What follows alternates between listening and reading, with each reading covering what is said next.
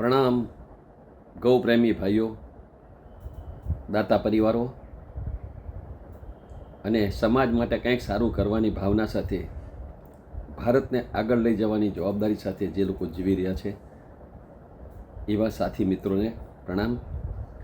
કૃષ્ણના ગોપાલકો સાથે આજે ભારતની શાન અને દરેક ઘરે ગાય માતાના બિરાતી હતી. આજે આ ગોપાલકો આપણું ગૌધન અને ભારતીય સંસ્કૃતિની પરંપરા જાળવીને 7-8 મહિના વનવગડામાં ચરાવતા હોય છે. જ્યારે ત્યાં કચ્છમાં વનવગડામાં કાંઈ ન મળે ત્યારે એ લોકો રાજકોટ, અંબાજી, આણંદ, ધરમપુર, વાંસદા, સુરત સુધી જતા હોય છે. જ્યાં જ્યાં ચારો મળે ત્યાં લોકો ગાયોને લઈ જતા હોય છે. અને છેલ્લા 15 વર્ષથી રાજકોટ પણ 800 થી 1100 ગાયો આવે છે. આજે પણ 800 ગાય રાજકોટ છે. એને રાજકોટના દાતાઓ સરસ રીતે છેલ્લા 4 મહિનાથી લીલો સૂકો ચારો પૂરો કરી રહ્યા છે અને ખૂબ ધ્યાન પશુપાલકોનું રાખી રહ્યા છે. આ 4-5 મહિના એ લોકોને ન મળતું હોવાથી એક આપણી ફરજ બને છે કે અત્યારે કચ્છમાં વરસાદ નથી થયો આ વખતે હજી, અને હજી વરસાદ નથી એટલે 10-15 દિવસ આપણે આ જીવોને સાચવવાની જવાબદારી બને છે.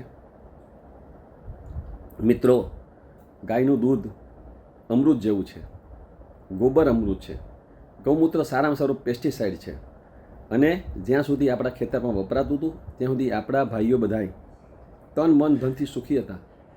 ઈર્ષ્યા નહોતી, દેખાય નહોતી, મહેનત ગજબ હતી, ખૂબ મહેનત કરતા હતા. આપણા પર ઘરે ગાયો હતી પણ કારણ સંજોગોમાં આપણે મૂકી દીધી છે. જો આ પશુપાલકો ખરેખર ગાય માતાનું સિંચન જતન કરે છે, વનગડામાં ચરાવવાથી જે હાલન ચલન કરે છે એ ગાયની સ્વાસ્થ્ય પણ સારું રહે છે, એનું દૂધ પણ ઉત્તમ, અને પાછો એ ચારો જે ચરે એ ચારામાં જે કુદરતી ગુણો આવે છે એ આવતા હોય છે. મિત્રો, આ પશુપાલક પોતાની જમીન નથી હોતી પણ વનવગડામાં ચરાવતા હોય છે. કચ્છ જિલ્લામાં હજી આ પશુપાલકો છે. જ્યાં સુધી ગીરની ગાયો હતી ત્યાં સુધી કેસર કેરીની બોલબાલા, કેસર કેરીનો રાજા ગણાય હતી.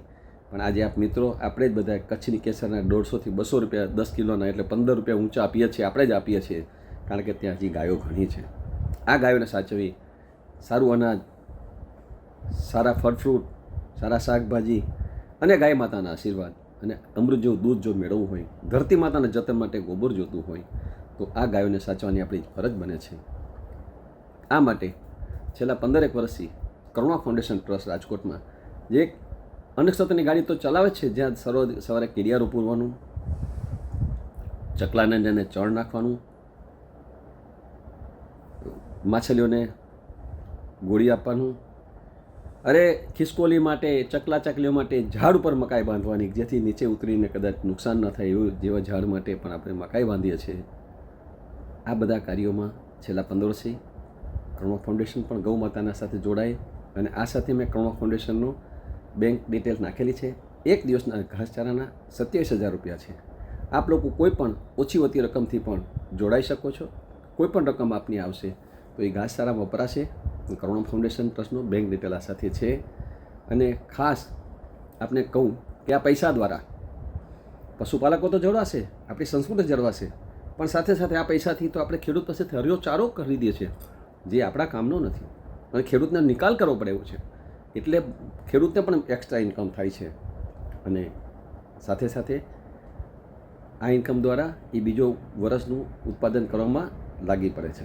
તો એ ખેતરમાં કિસાનની મિત્ર, ગાય બચે છે, અમૃત જેવું દૂધ મળે છે, નવી જમીન સર્જન કરવા માટે ગોબર મળે છે, અને પૈસા રૂપિયા આપણને ગૌમૂત્ર મળે છે.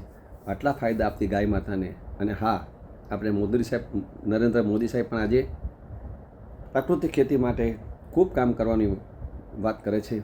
આપણા રાજ્યપાલ આચાર્ય દેવવ્રતજી તો વર્ષોથી એક ખેતી કરી રહ્યા છે અને રિઝલ્ટ પણ દેખાય છે. પણ ગાય હશે તો આ રિઝલ્ટ હશે. આપને એક નાની રકમથી, એક નાના યોગદાનથી, નાના સહારાથી આ પશુપાલકો અને ગાય માતા રહી જશે તો ભારતની સંસ્કૃતિ જે લોકો જાળવી રહ્યા છે આજે, આ મારુતિ પણ મેં તો વિદેશમાં પણ જોયું છે કે આ લોકો જે ઘેટા બકરા ચરાવતા હોય, ગાયો ચરાવતા હોય, એ બધા ઓસ્ટ્રેલિયા, ન્યૂઝીલેન્ડ બધે પોતાના ખેતરમાં લઈ જતા જ હોય છે. મારી પાસે ખેતર નથી. તો આ માટે આપણે સૌ પ્રયત્ન કરીએ અને નાની રકમથી પણ સારું કામ કરી શકાય એ માટે જોડાવા સૌને વિનંતી, પ્રાર્થના. આભાર.